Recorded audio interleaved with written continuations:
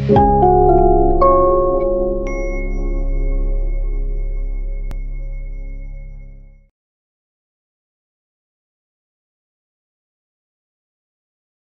hari ini kita akan membahas topik yang ke-9 mengenai suatu isu yang mungkin Anda dan para penulis sering mengabaikan. Sebuah karya ilmiah, sebuah karya akademik tidak akan sampai kepada pembacanya kalau Anda tidak memperhatikan satu hal ini, yaitu bahasa. Sebagus apapun ide Anda, secantik apapun, serevolusioner apapun ide penelitian Anda, tapi kalau Anda tidak menggunakan bahasa yang baik dan benar, itu tidak akan sampai kepada pembacanya. Ini saya ingin mengajak Anda merubah cara berpikir Anda ketika Anda menulis apapun itu. Khususnya dalam menulis karya ilmiah dan akademik, Anda harus perhatikan bahasa. Kebiasaan Anda menulis di WhatsApp, jangan Anda gunakan untuk menulis karya ilmiah akademik.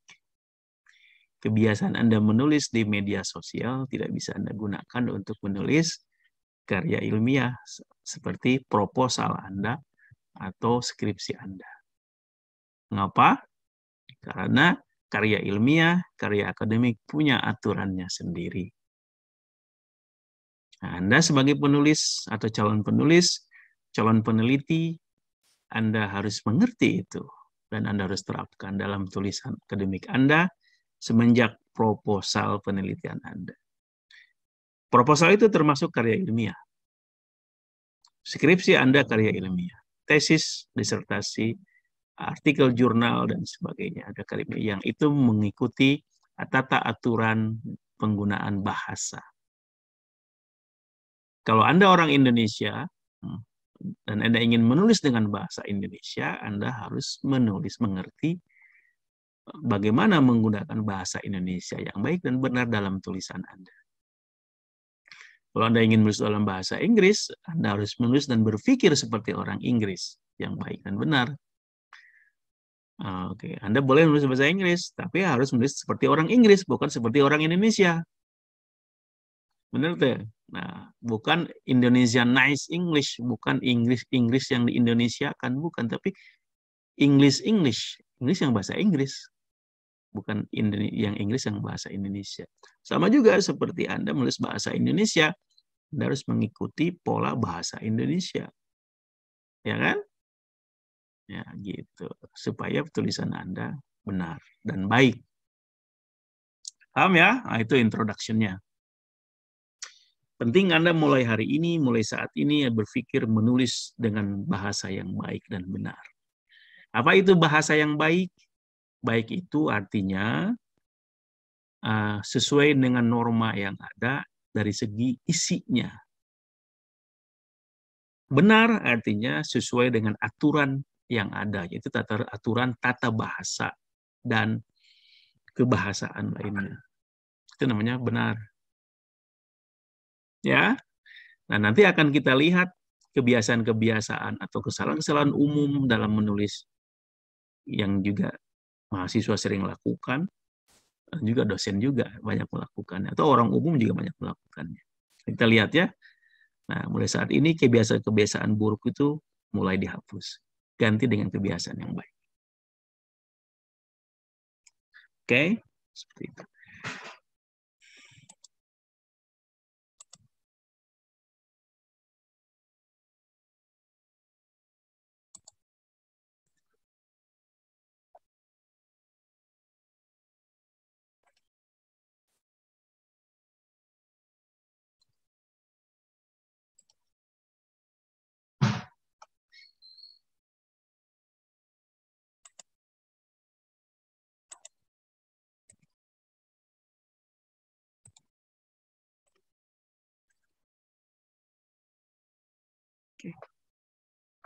Saya ingin kita memulai dengan sesi 1 dengan uraian saya dulu ya. Nanti setelah itu kita akan bahas proposal Anda setelah sesi yang ini. Hari ini kita akan bahas bagaimana penggunaan bahasa dalam tulisan akademik. Ini penting Anda perhatikan seperti saya katakan tadi ya. Oke.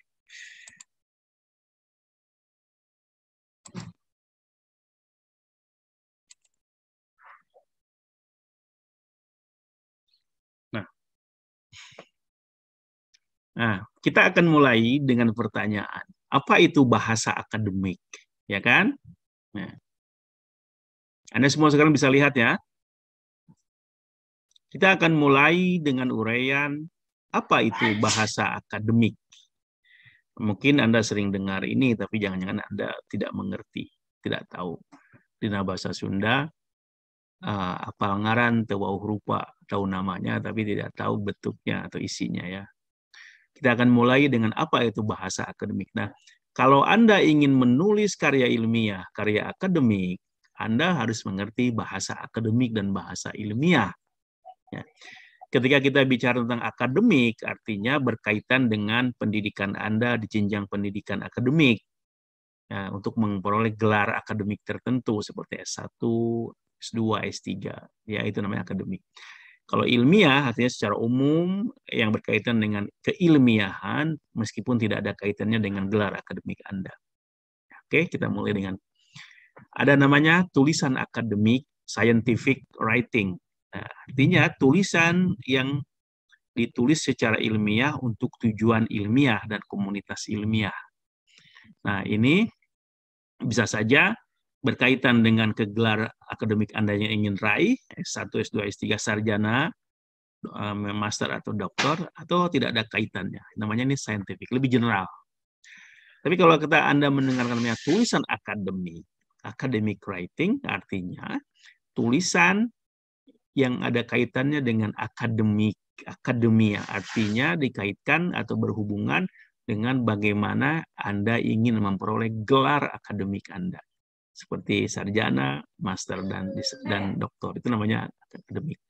Maka misalnya bentuknya apa? Ya, proposal penelitian, skripsi, proposal penelitian tesis, penelitian disertasi, skripsinya, tesisnya, disertasinya, paper, essay, dan sebagainya. Itu adalah namanya tulisan akademik.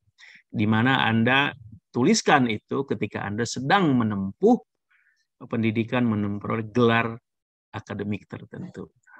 Jadi kalau Anda sekarang karya ilmiah yang Anda tulis, baik itu essay, paper, makalah, proposal, skripsi, adalah tulisannya, itulah yang disebut dengan academic writing, tulisan akademik. Ya. Dan dua-duanya, scientific writing dan academic writing adalah non-fiction, bukan fiksi. Ya. Tulisan itu ada dua, fiction, seperti novel, dan non-fiksi seperti ini, academic writing and scientific writing. Oke, seperti itu. Nah, ketika Anda ingin terlibat dalam dunia akademik atau dunia ilmiah, Anda harus mengerti bahasa yang digunakan dalam dunia ilmiah dan dunia akademik. Ya, apa namanya? Bahasa ilmiah secara umum atau bahasa akademik, bahasa yang harus Anda gunakan ketika Anda berada dalam jenjang akademik tertentu. Ya, seperti itu. Nah, sebagai Anda mahasiswa yang sekarang sedang menempuh jenjang akademik sarjana atau S1, Anda harus mengerti bahasa akademik S1. Ya, seperti itu. Bahasa akademik. Apa bedanya dengan, tentu bahasa akademik atau bahasa ilmiah punya perbedaan dengan bahasa sehari-hari yang Anda gunakan ketika Anda ngobrol dengan kawan Anda, ketika Anda berbicara dengan orang tua Anda, apalagi ketika berbicara di media sosial atau WhatsApp. Ya, berbeda. Mengapa? Karena bahasa akademik atau bahasa ilmiah itu punya aturannya sendiri. Dan Anda sebagai yang ada di dunia akademik, Anda harus mengerti aturan itu. Kalau Anda ingin lulus sebagai sarjana misalnya, Anda harus mengerti dan harus menulis menggunakan bahasa akademik. Ya, seperti itu. Nah, dengan demikian kalau Anda ingin menulis karya ilmiah, Anda harus mengikuti bahasa ilmiah dan bahasa akademik. Jangan Anda gunakan bahasa sehari-hari Anda untuk menulis karya ilmiah atau karya akademik. Oke. Nah, pesan Anda tidak akan sampai, yaitu dipahami oleh pembaca Anda, yaitu dosen Anda, bimbing Anda, atau penguji Anda, baik pada level proposal skripsi atau nanti sidang skripsi, dan diapresiasi dan diberi nilai. Bila Anda menulisnya tidak sesuai dengan aturan bahasa dan kaidah ilmiah. Ya kan? Maka penting Anda menulis dengan bahasa yang benar, baik, dan mengikuti kaidah-kaidah ilmiah. Oke? Seperti itu. Kaidah ilmiahnya harus ada sebagai sebuah karya ilmiah, tapi juga bahasanya harus benar dan baik karena Anda hidup di dalam bahasa tersendiri, yaitu bahasa Indonesia misalnya, yang itu punya aturan sendiri bila itu digunakan untuk karya ilmiah atau akademik. Artinya seperti itu.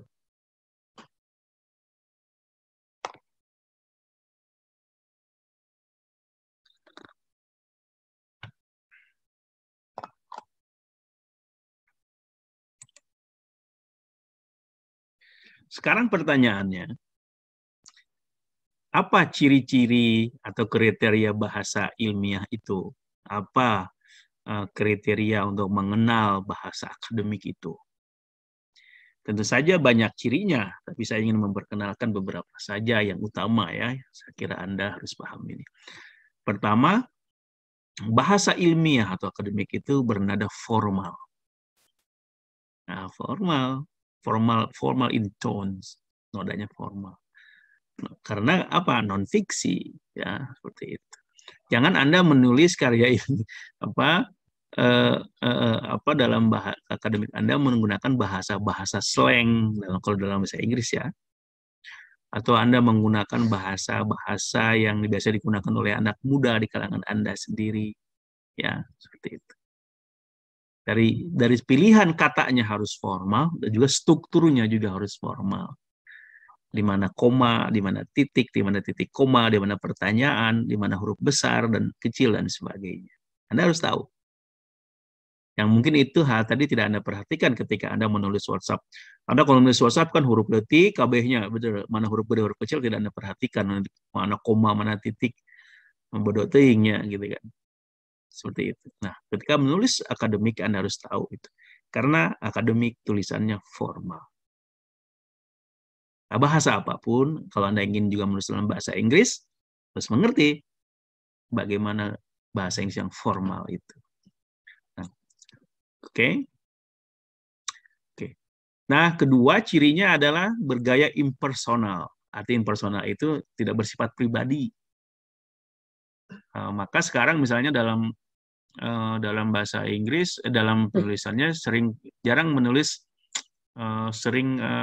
karena untuk menunjukkan impersonalitasnya, maka Anda ya diajari oleh dosen Anda ketika menulis proposal deskripsi, Anda tidak menyebut nama Anda kan, I atau saya.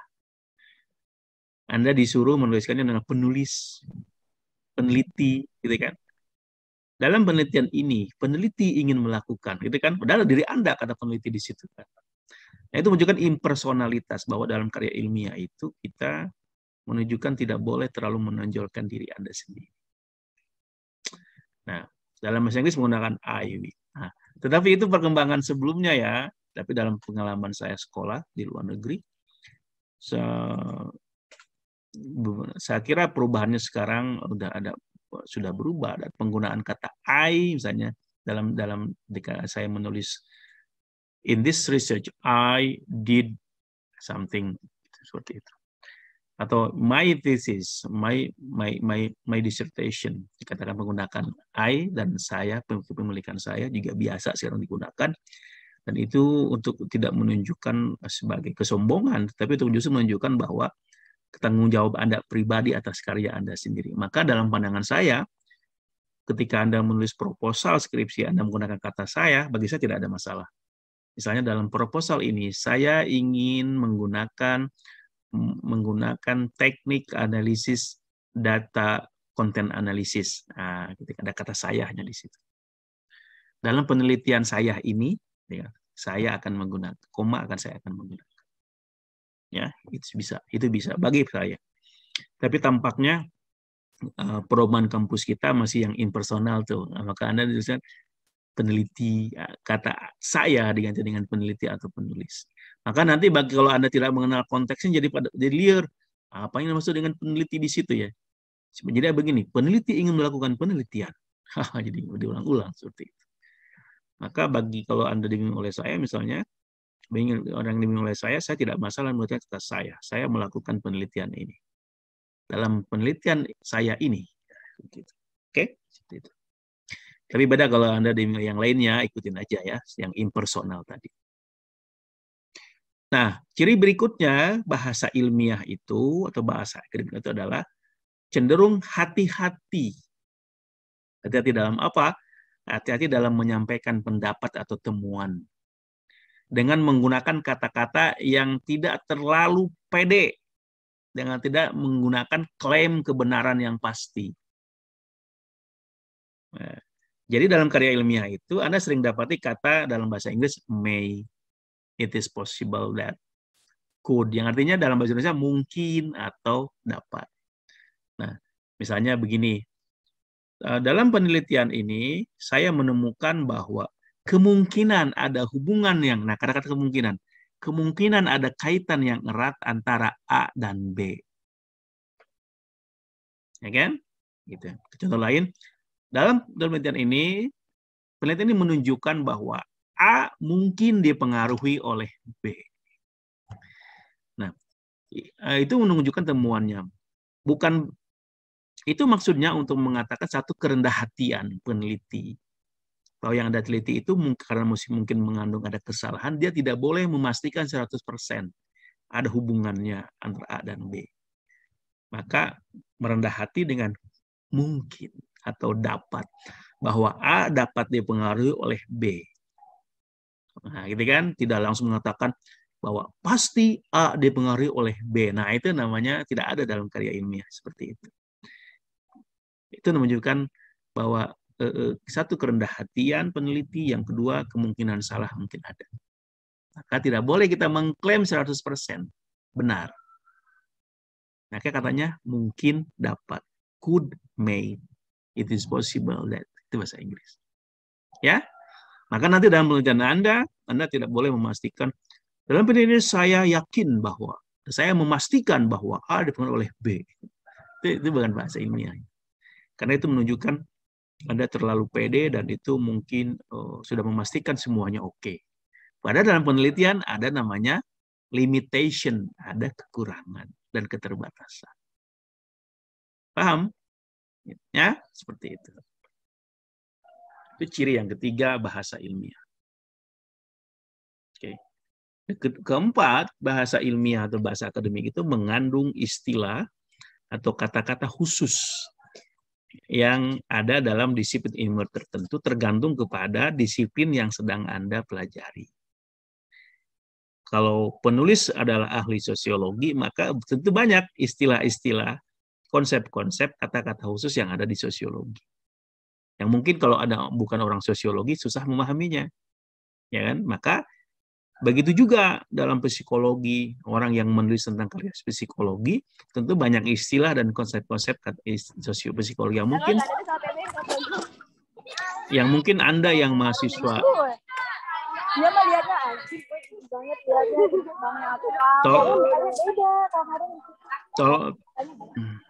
ya, maka Anda yang bukan psikologi akan susah memahaminya. Okay. Tolong itu di mute. Gimana sih kamu di mute.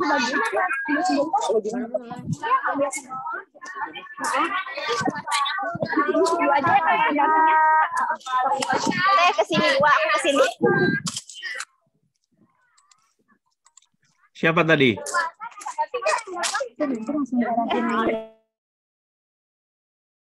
Wah, ini mah ngariweuhkeun sa tadi tah. Andra, Anda mute. Oke, wah, saya ulangi lagi. Oke, ulangi lagi ya.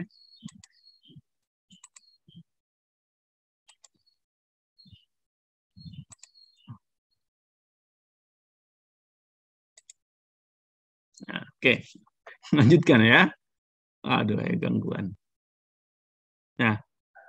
Nah, bahasa ilmiah itu mengandung istilah-istilah tertentu sesuai dengan disiplin. Kalau Anda mahasiswa sosiologi, maka tulisan Anda pasti mengandung kata-kata atau istilah-istilah sosiologi.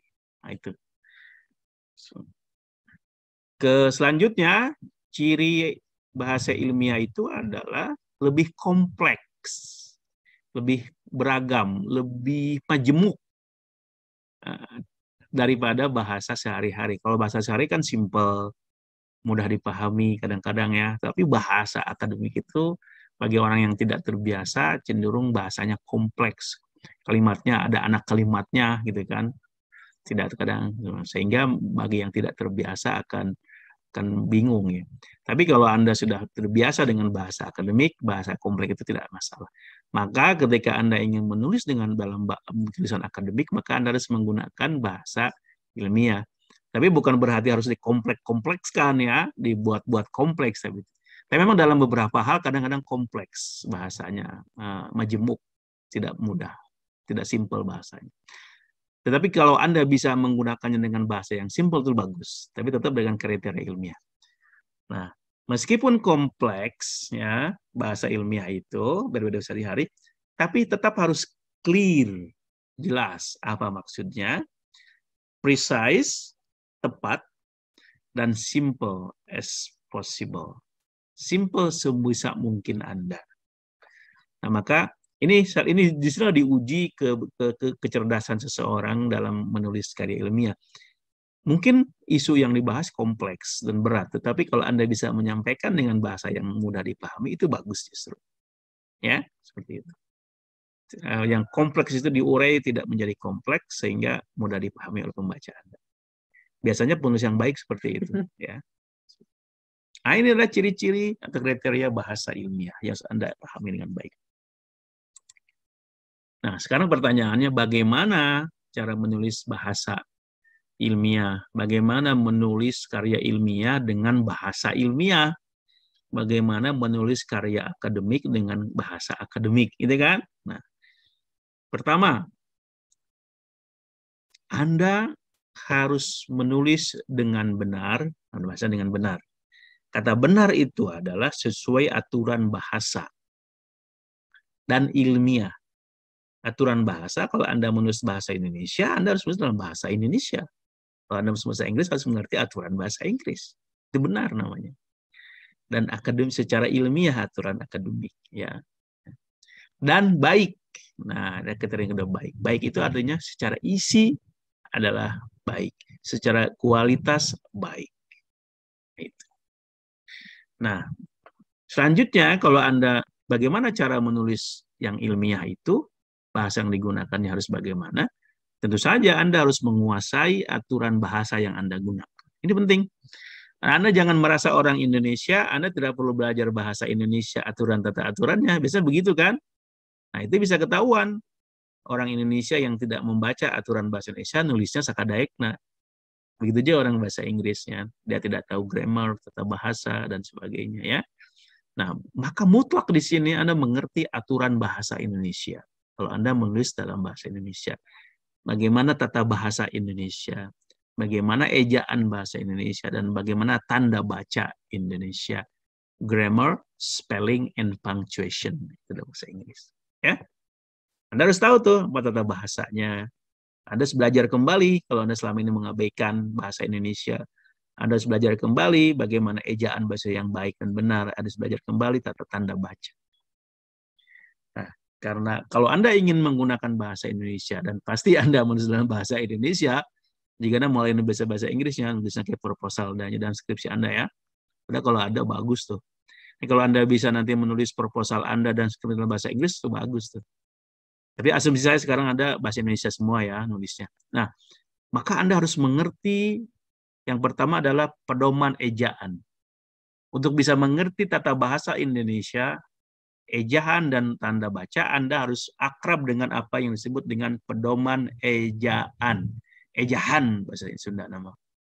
Dulu ada yang disebut dengan EYD, singkatan dari ejaan yang disempurnakan. Tapi ini kemudian dihapuskan melalui Permendiksa tahun 2009. Nah, Ya kalau nggak salah ya, kalau nggak salah nih ya, apa 2015, 2015 kali ini. Nah, kemudian diganti dengan namanya PUEBI, PUEBI. Beda nama aja sebenarnya. Nah, PUEBI itu singkatan dari Pedoman Umum Ejaan Bahasa Indonesia. Dan ditetapkan dengan Permendikbud tahun 50 2015. Nah, ini adalah aturan-aturan bagaimana menggunakan tanda baca, menggunakan ejahan, huruf besar, huruf kecil, menggunakan titik koma, tanda tanya dan sebagainya yang harus Anda. Nah, Anda harus pahami ini. Anda harus selalu merujuk kepada PUEBI ini. Di mana? Gampang zaman Aina mah. Nah, Anda tinggal akses website ini http://puebi.js.org. Nah, di situ Anda ada aturan-aturan lengkap bagaimana penggunaan aturan bahasa Indonesia. Mulai hari ini Anda harus akrab dengan website ini, PUEBI. Ya. Yang kedua, karena Anda ingin menggunakan bahasa Indonesia, Anda harus akrab dengan kamus bahasa Indonesia. Saya yakin Anda tidak pernah pegang kamus bahasa Indonesia, ya. Bahkan tidak punya mungkin, karena sudah merasa orang Indonesia. Mulai hari ini, kalau Anda ingin tulis yang baik, Anda harus selalu mengakses kamus. Baik itu fisiknya, atau yang melalui online. Yang online, Anda kamus resmi bahasa Indonesia yang ditemukan oleh negara adalah Kamus Besar Bahasa Indonesia KBBI. Itu yang jadi standar Indonesia tuh ini. Ada di mana? Gampang akses website di ini nih, ya. Yang mulai hari ini Anda harus sering melihat dua website ini, PUEBI dan KBBI. Supaya Anda menjadi penulis bahasa Indonesia yang baik dan benar. Oke. Nah, ini. Sekarang saya ingin membahas kesalahan-kesalahan umum yang sering dilakukan oleh mahasiswa dan penulis lainnya, termasuk dosen. Ketika Anda ingin banyak penulis-penulis termasuk mahasiswa dan dosen banyak melakukan kesalahan-kesalahan yang umum, tapi tanpa mereka sadari itu adalah sebuah kesalahan. Karena dianggap nggak biasa ada gitu. Nah, gitu ya. Ini kesalahan umum sudah lama menjadi tradisi, tapi dianggap tidak disadari sebagai sebuah kesalahan. Padahal itu adalah salah. Nah, sahabat dianggap tiba lagi gitu. Nah, saya pernah mengoreksi misalnya mengomentari tulisan surat-surat resmi fakultas kita atau rektor kita. Itu kalau Anda perhatikan, itu banyak salahnya saudara tata bahasa. Ketika saya sampaikan kepada di bagian administrasi di fakultas kita, sebaiknya manusia begini, jawabnya begini. Tiba lagi gitu nulisnya, gitu. Saya akan dianggap wajar kalau itu jawabannya orang-orang administrasi TU di fakultas kita atau di mana. Tapi kalau itu yang menjawab dalam mahasiswa seperti Anda, itu jawaban yang tidak wajar. Ya, seperti itu. Mari kita lihat beberapa kesalahan umum dalam penulisan bahasa. Nah, kalau Anda ingin menggunakan bahasa Inggris, banyak yang tidak boleh lakukan. Misalnya, penggunaan contraction or shortened form of verb. Jadi Anda tidak boleh menggunakan kata kerja yang namanya kontraksi atau kata kerja yang diperpendekkan. Misalnya kata won, ini kata won. Nah, won. Ini won ini. Ini adalah informal. Ini dalam percakapan. Harusnya ada ini formal adalah will not. Ya, nah boleh. Doesn't. Ini dalam kata sehari, tapi dalam bahasa formal Anda tidak boleh begitu, tapi harusnya does not. It's. Nah, ini it's. Ini nggak boleh nih. Harus it is dalam bahasa Inggris. Ini kalau dalam bahasa. Saya kira gitu aja dalam bahasa Indonesia. Anda menulis tetapi, ya kan? Anda singkat menjadi TP kan? Itu nggak boleh itu. Seperti dalam WhatsApp Anda. Bagaimana menjadi BGM, ya kan? Seperti itu. Terus untuk UTK, ya kan? Nah, itu adalah penggunaan yang keliru dalam bahasa akademik. Anda tidak boleh menyingkatnya kalau memang itu punya aturan bakunya. Ya, harusnya.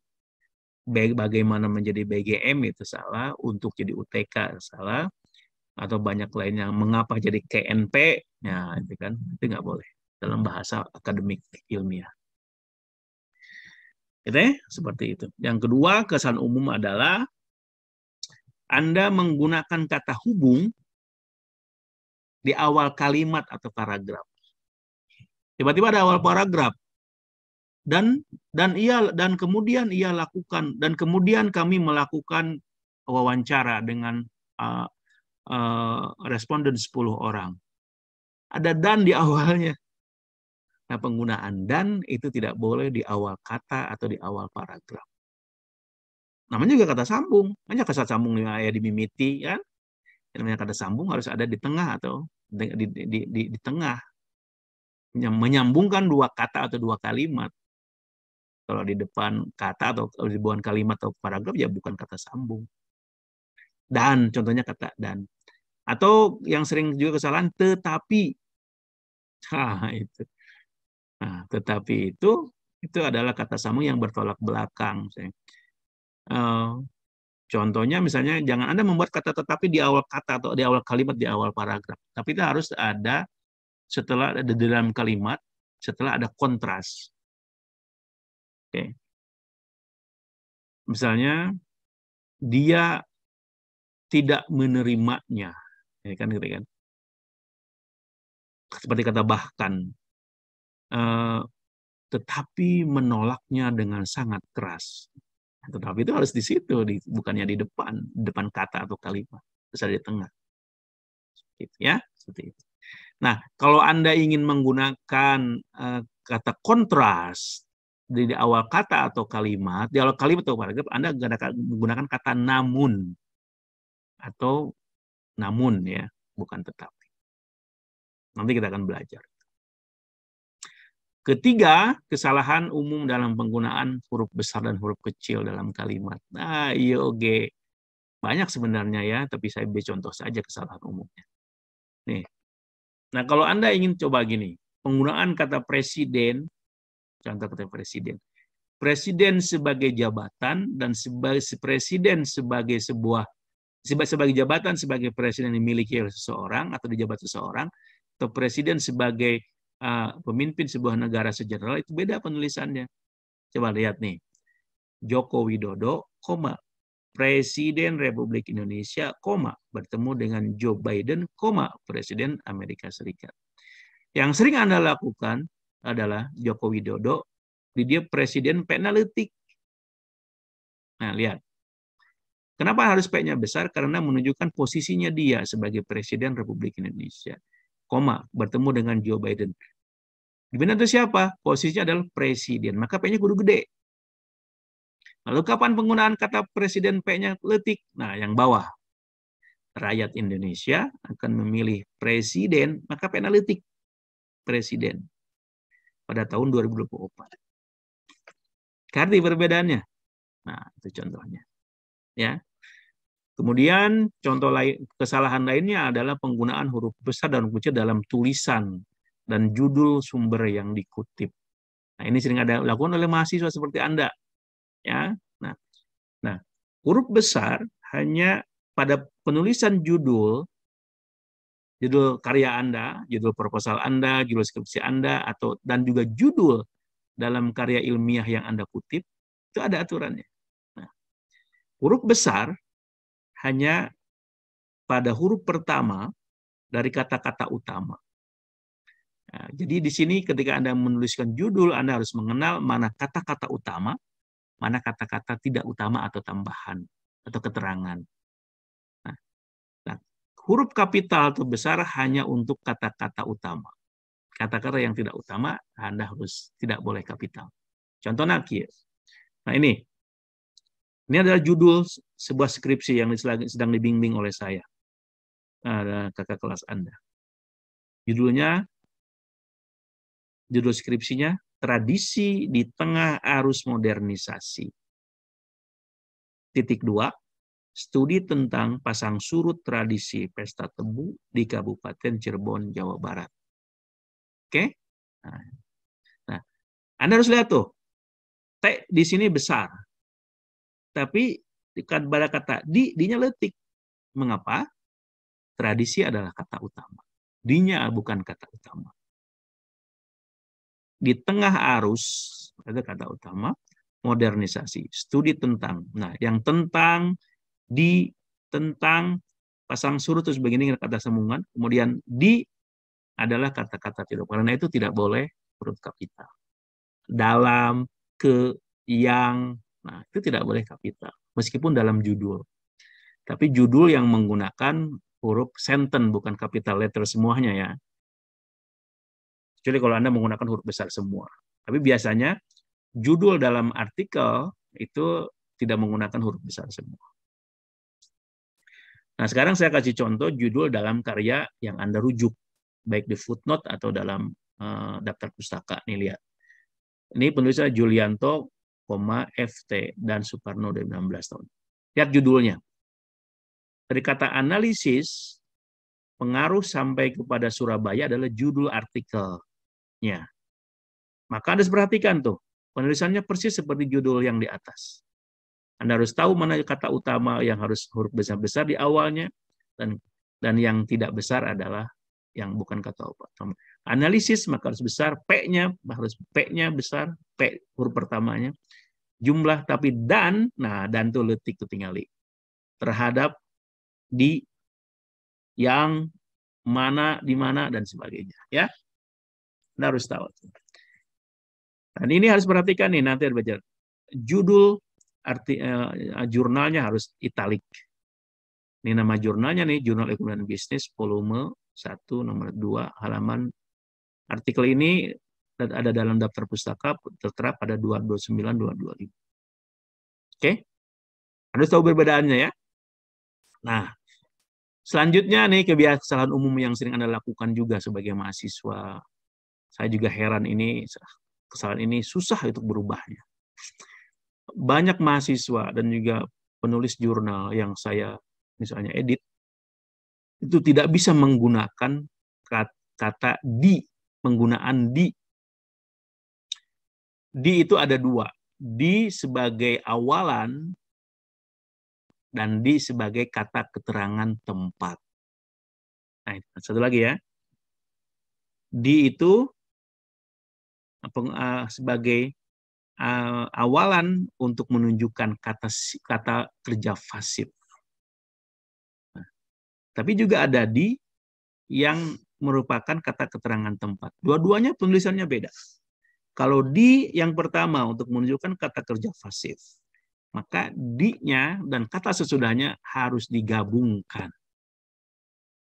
Anda tahu kan kata kerja aktif dan kerja pasif? Kata kerja aktif contohnya, saya meneliti. Saya meneliti orang utan. Itu kan itu aktif namanya. Itu kan? Saya meneliti orang utan. Anda bisa rubah menjadi kalimat pasif menjadi orang utan diteliti oleh saya. Jadi dibalik tuh, objeknya ke depan, tapi kata kerjaan berubah menjadi diteliti. Nah, ketika Anda menggunakan kata di sini sebagai kalimat, sebagai menunjukkan kata kerja pasif, maka di-nya kudu digabungkan. Diteliti. Tah, nulisna gitu. Diteliti antara di dan teliti itu nyambung. Digabung, tidak dipisahkan oleh spasi. Diteliti, dilakukan, dibaca, dipukul, ditendang, ya, dimasak. Nah, itu namanya di sebagai awalan untuk menunjukkan kata kerja pasif. Kudu digabung. Anda nanti dalam proposal Anda harus Anda periksa lagi mulai hari ini. Kalau Anda masih ada ini, Anda harus revisi. Dan tidak boleh ada lagi kesalahan ini dalam proposal yang saya bimbing. Ya. Yang kedua, kata di yang menunjukkan keterangan tempat.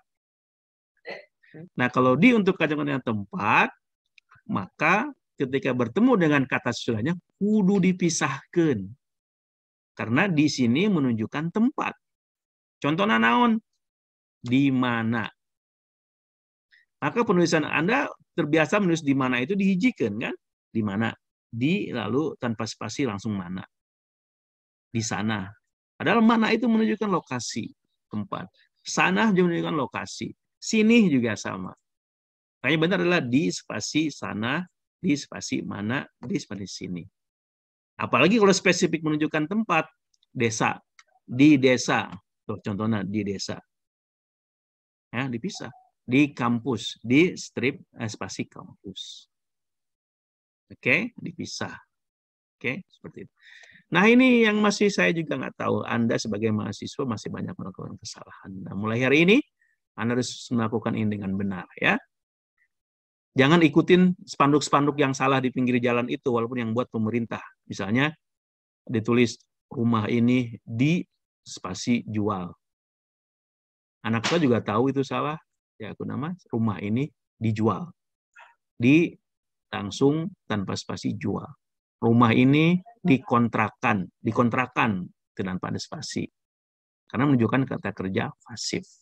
Tapi kalau menunjukkan dilarang menyalip, dilarang masuk ke lajur kanan. Dilarang truk tetap di lajur kiri. Nah, sering ada di tol tuh. Tapi yang nyata pemerintah suka nulis di lajurnya dihijikan. Bernama di spasi lajur kiri. Itu. Nah, walaupun Anda lihat yang buat pemerintah atau siapapun, kalau itu salah, jangan Anda ikutin. Gitu ya. Nah, ini ada beberapa kesalahan umum yang sering saya kira banyak ya. Minimal dalam beberapa hal ini Anda benar. Ya, banyak lainnya. Tapi dalam minimal dalam yang saya katakan ini Anda tidak melakukan kesalahan. Ya, seperti itu.